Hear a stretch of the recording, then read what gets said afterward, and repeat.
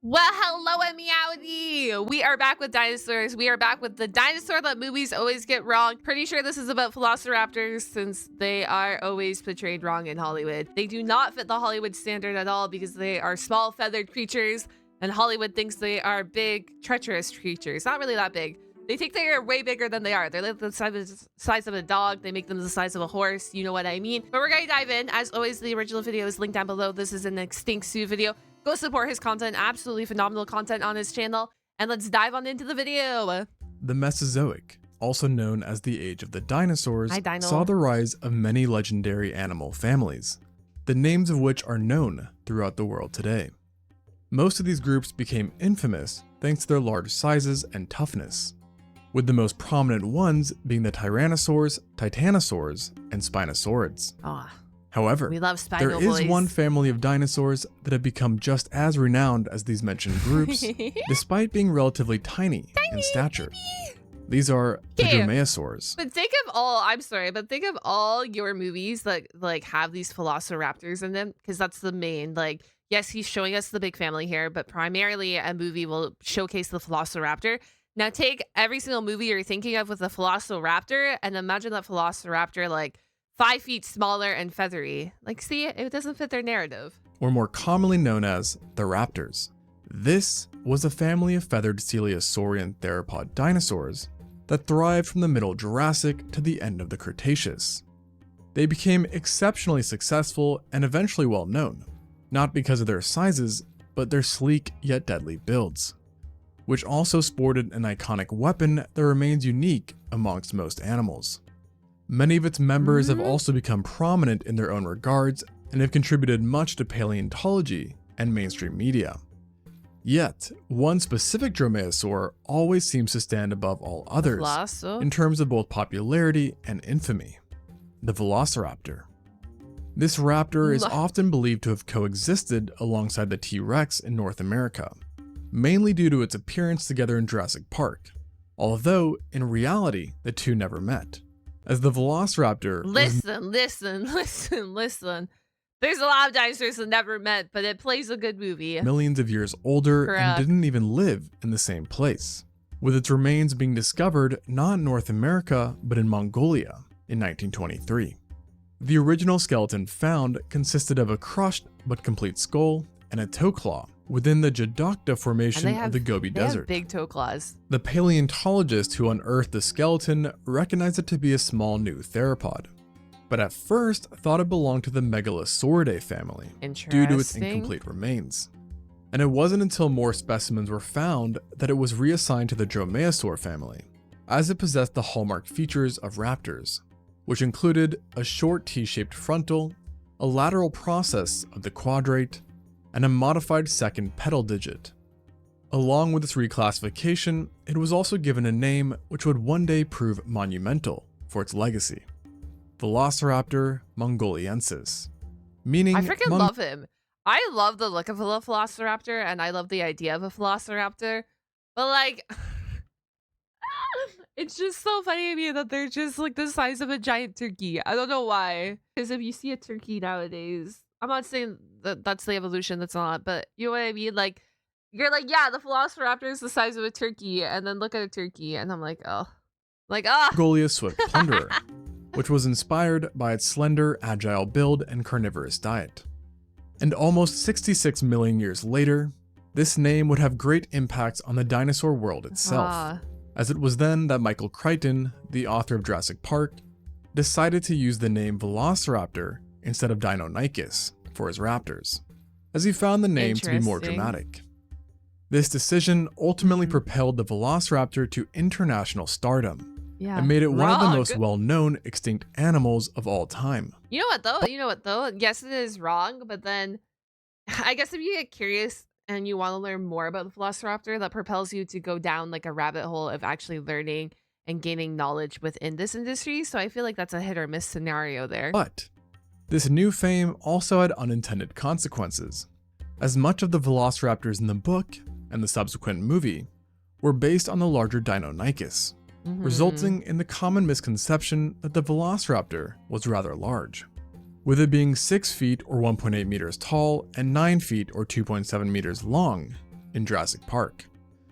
And another thing which can bring unintended consequences and probably hits a bit closer to home than dinosaurs, no pun intended, is a lack of sleep. If you're like me, sleep can be somewhat of an elusive creature, perhaps almost as elusive as uncovering a new dinosaur species. And so I've literally done everything I can to improve it, which is why I've partnered with Manta Sleep. Yo, I think also, I'm not gonna lie, I think this is the first time I've seen this Extinct Zoo. I don't know how often he shows himself in his videos, but I'm like, I think this is the first time I've seen him. Sponsor for this video. Sorry, Manta context, Sleep but makes the absolute coolest and most functional sleep mask I've ever tried. And trust me, I've tried many. The whole mask is totally adjustable, and you've got these awesome eye cuffs that you can also move around and put zero pressure on the eyes yeah, this itself, is a high-tech eye mask. and of course, completely blacks out any light from disrupting your sleep. Jesus. And it also prevents your nose from being smushed by the mask, which can be a problem with traditional sleep masks for large dinosaur snouted folk like myself. But that's not all. Let me tell you the sickest thing. So, for at least the past 3 years, I've been listening to white noise every night when sleeping. Shout out to 3 Hour White Noise on Spotify. But a problem with that is that sometimes the people around me can find the noise kind of annoying. So then I have to use earphones. But the problem with sleeping with earphones But the eye mask has built-in earphones, yo! is that it's basically as uncomfortable as trying to sleep on an ankylosaurus. Imagine trying to sleep on an ankylosaurus. Manta's sound mask literally has these small speakers inside of the mask that I can use instead and have been an absolute game changer. And of course, they're adjustable as well. They also really come in handy when I'm trying to take a nap in a public spot or I'm traveling. Anyways, this mask is seriously sick, and I'm not just saying that because they're sponsoring this video. I can truly recommend it. And so, if you're someone who's trying to think a velociraptor using an eye mask? No, I'm kidding. improve your sleep, which, let's be honest, should probably be all of us, this is something that I can truly recommend. So check out Manta Sleep and use our code EXTINCTZOO for 10% off. And now, back to the Velociraptor. We're going back. In reality, the Velociraptor was much smaller in life, with adults measuring between 1.5 and 2.07 meters, or 4.9 and 6.8 feet in length, while standing just 0.5 meters or 1.6 feet tall at the hips. Additionally, it weighed a maximum of 19.7 kilograms or 43 pounds, making it nearly 8 times smaller than the movie Raptors and 180 times lighter than the average dinosaur. To think of that, 180 and while times the small lighter. size may come across as a major disadvantage for the Velociraptor, it actually provided it with some exceptionally useful traits, one of which was its speed. The Velociraptor's bones were light and slender, while also being relatively strong, with the leg bones being especially durable. And within the leg itself, the shin bone had been extensively lengthened, allowing it to take long strides through the desert it inhabited, implying that Velociraptor was capable of a fast running speed, with most paleontologists believing it ran in short bursts, where it might have reached 64 kilometers or 40 miles per hour, making it faster than professional cyclists. On top of having specialized legs, the Velociraptor also had other adaptations that increased its swiftness and agility, including a stiffened their name. Sorry, if you didn't know, I feel like if you guys are watching the video, you guys probably know this, but if you guys didn't know, like the Velociraptor, I'm pretty sure is from Greek, right? Like it means lightning thief. Like it actually directly translates into fast, like speedy thief. I said lightning thief. I was thinking Percy Jackson when I said the goddamn it. I would just say speedy thief is what Velociraptor translates into. I can't believe, why did I lightning thief? Where did that come from? elongated tail, which helped it maintain balance while running at higher speeds or when tussling around. The current thought is that this speed and mobility was mainly used to hunt down a variety of smaller sized prey. I should say too, the movies, of course Hollywood. Hollywood will show them running at a higher speed than what they were capable as. But I feel like you guys already know this, like not to take, Hollywood dinosaurs seriously. Some of which were also quite speedy themselves. Speedy and boys! Even though the Velociraptor didn't have immense power or size to help it kill an animal once it caught it, it did not just have 1 or even 2 weapons, but rather 3 very deadly specialized weapons that did the job. The hook and the claw. first one being its mouth. Its mouth was quite long in relation to the rest of its body, and possessed an array of short but sharp teeth that were razor thin, recurved, and heavily serrated, with the serrations being stronger on the backside than the front, Those are kind of making them great major. for not only tearing meat apart, but also for gripping onto prey. Huh. Additionally, studies have found that the bite force was around 304 newtons, making it similar to the bite of a Belgian Shepherd. That's While a this strong is bite. impressive for its size, and would have easily let the Velociraptor penetrate flesh with its teeth, it wasn't enough to be the main killing mechanism for prey similar I'm like, to have you seen the hook on their foot though? Just wait. its own size, Look at the as its hook. jaw was still relatively narrow and fragile. Instead, paleontologists think that its mouth was reserved solely for eating already deceased prey, or Understandable, for very so. small, fast animals like lizards and amphibians that it could have eaten whole. And for these critters, its elongated snout would have actually been very handy, as it Hi, was critter. designed precisely to snatch up these small animals at high speeds, acting kind of like a spear. However, It's kind of like what are the birds nowadays? A roadrunner? Is that what I'm thinking of? The really fast birds that snatches prey like that? I think it's a roadrunner. I believe so. I believe so. But I feel like that's like the similar vibes going on. this still leaves the question of how the Velociraptor was able to take down larger prey, despite its smaller size. And the answer I comes bet from too, like, yes, they're hunting. I bet these guys probably hunted eggs, right? Surely with their size, they were like the perfect size to get in, get out, and kill an egg, steal an egg, whatever it may be, eat an egg, right? Surely. its most iconic feature and deadliest weapon, its sickle-shaped toe There claw. it is. That's the Overall, deadly the part. Velociraptor Yeah. possessed 4 digits and claws on each foot, with the first one being vestigial and the third and fourth both being larger but of normal length. However, its second digit was a different story, as it was proportionally giant, sometimes Look at measuring it. 6.5 centimeters or 2.6 inches, making it about 10% of the height of a Velociraptor's entire body. 10% the This height is of the Velociraptor's body. They have a claw that's 10% of their height. Yeah, equivalent to having a knife on your hand. Imagine the shit you could do if you had a knife on your hand. equivalent to humans having built-in 8-inch or 20-centimeter knives. Holy. And along with being exceedingly lengthy, the raptor's sickle-shaped claw was curved, sharpened, and retracted, meaning it didn't touch the ground, which was in order to preserve its integrity, leading to the So Velociraptor it's being very quite unique, important. as unlike most other theropods, it only walked on its third and fourth digits. And despite this being rather odd, the walking style paid off as it maintained the quality of the claw, Smart. allowing it to be used with extreme effectiveness during hunts.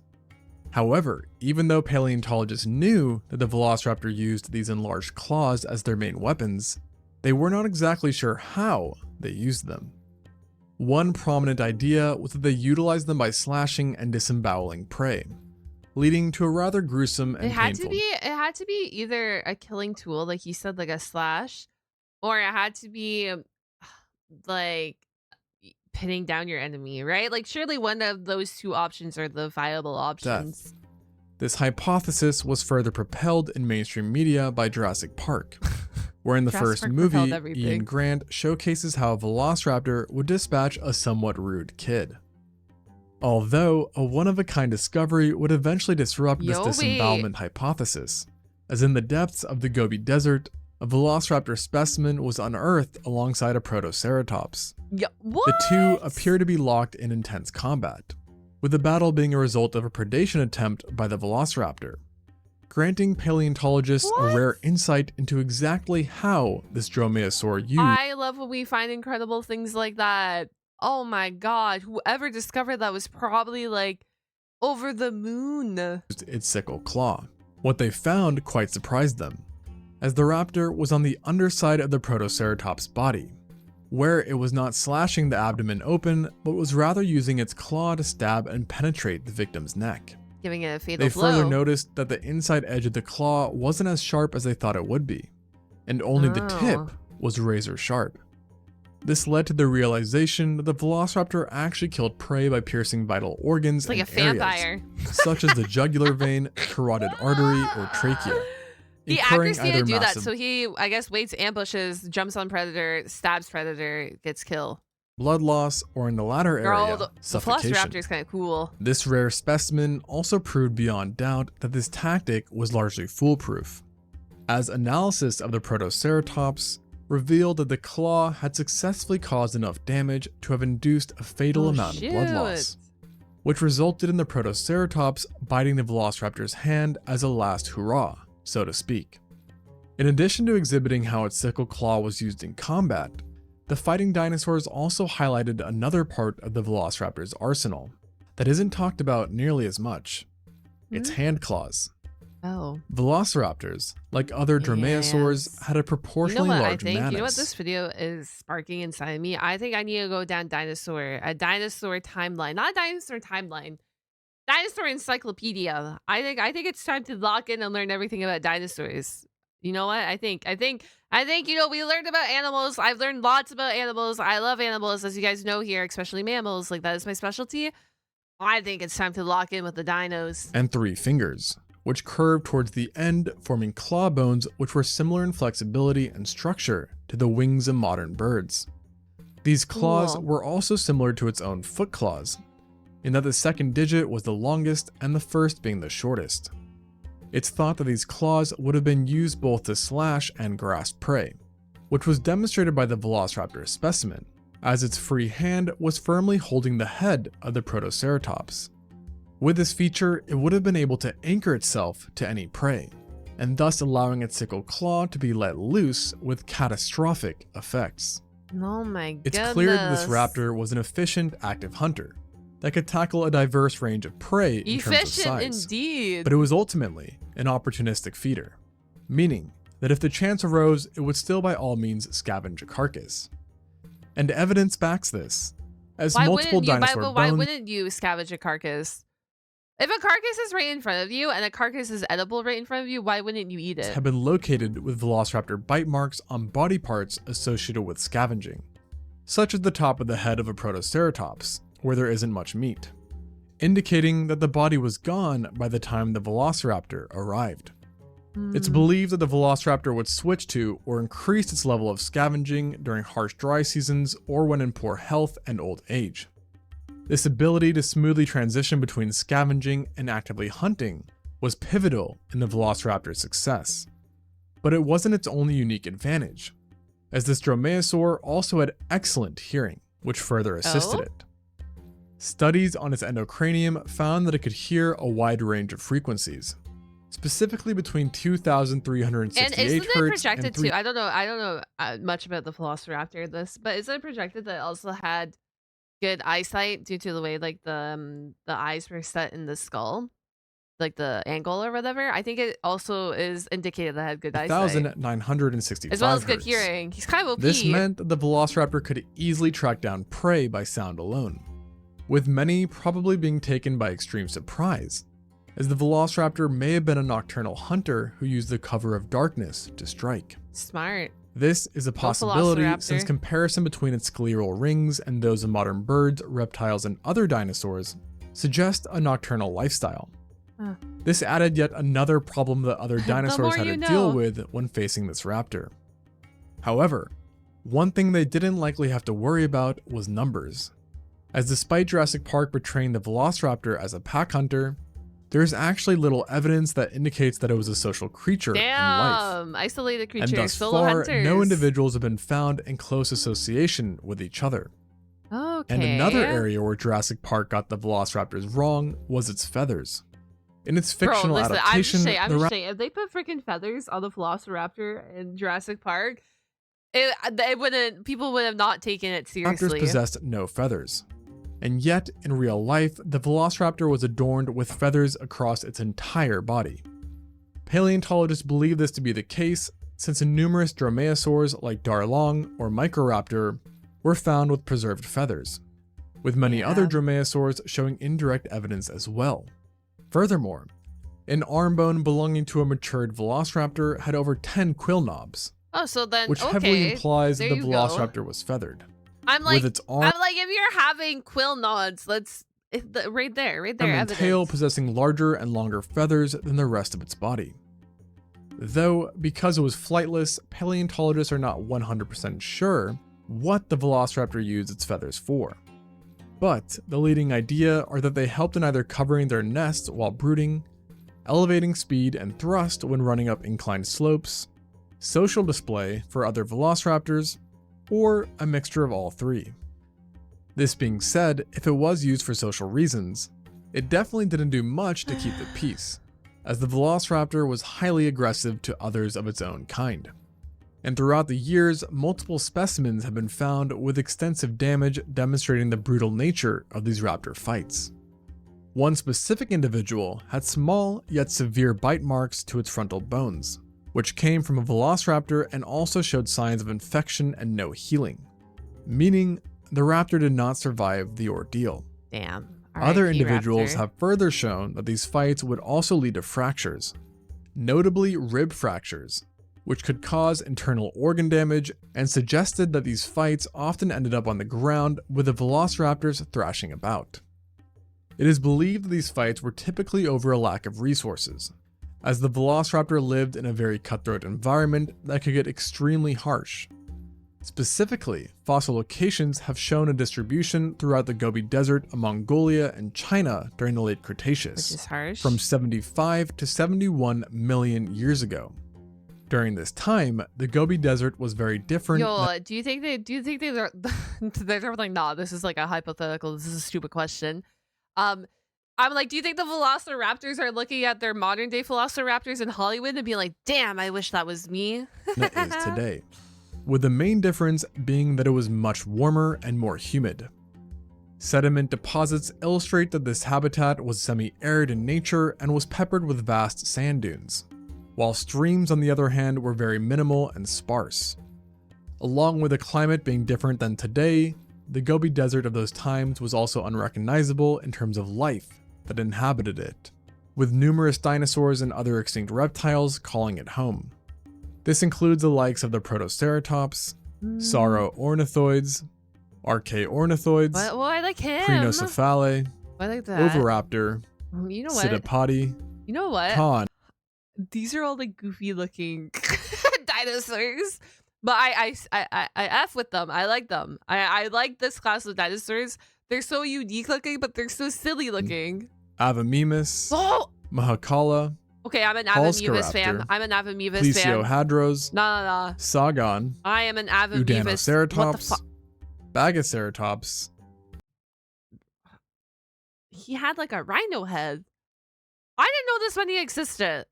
This is why I'm saying I need a dinosaur encyclopedia and I need to start deep diving into dinosaur lore. Binoceratops, Pinacosaurus, You silly. Minotaurosaurus, Shuvuia, Cole, Machairosaurus, Papiliovenator, an undescribed tyrannosaur and sauropod, Gobiates, Gobiosuchus, Shamosuchus, Caruzia, Caruzia looks like a skink. Kerminotus, Gobiderma, Oh, these Ovo, a lot of these are looking like Slavioia, that. Telmosaurus, Slaviovo. Stylulithus, Gobiteryx, Elsornis, Holy shit. This family goes on Apsaravus, forever. Turtles, and Asdarchids. Damn, all these scientific names and then turtles. Non-reptilians also called these deserts home, including Yes. mammals such as Asiatherium, Bolgan batar, Catops batar, Deltatheridium, Hyotheridium, Camptobatar, Canalestes, Cryptobatar, Tombatar, Sloanbatar, and Zalamdelistes. As you can see, the home of the velociraptor was truly diverse, and it was here that it roamed and thrived for millions of years.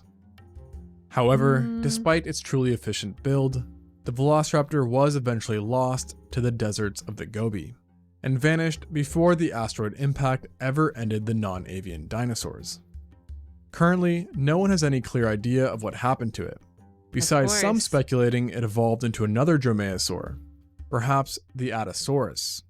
Whatever the case, That's possible. even though it may be gone forever, it still lives on thanks to its monumental legacy. Thanks for watching, and until next time. What do you mean on did I Extinct catch Zoo. the Easter egg? I saw a little dinosaur. Was that the Easter egg?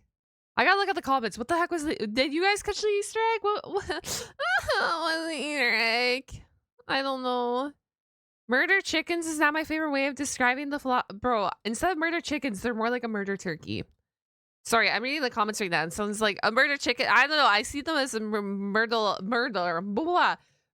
turkey. If you made it all the way to the end of this video, I'm gonna get you guys to comment down the turtle emoji. I know you guys probably would think I would have said dinosaur, but due to the turtle being part of this family or being part of the survivors here living during this time, we're going to do the turtle emoji. We're going to show some respect to the turtle. I will catch you guys all the flip side though. Comment down that turtle emoji and goodbye, goodbye. Thank you so much for hanging out and watching.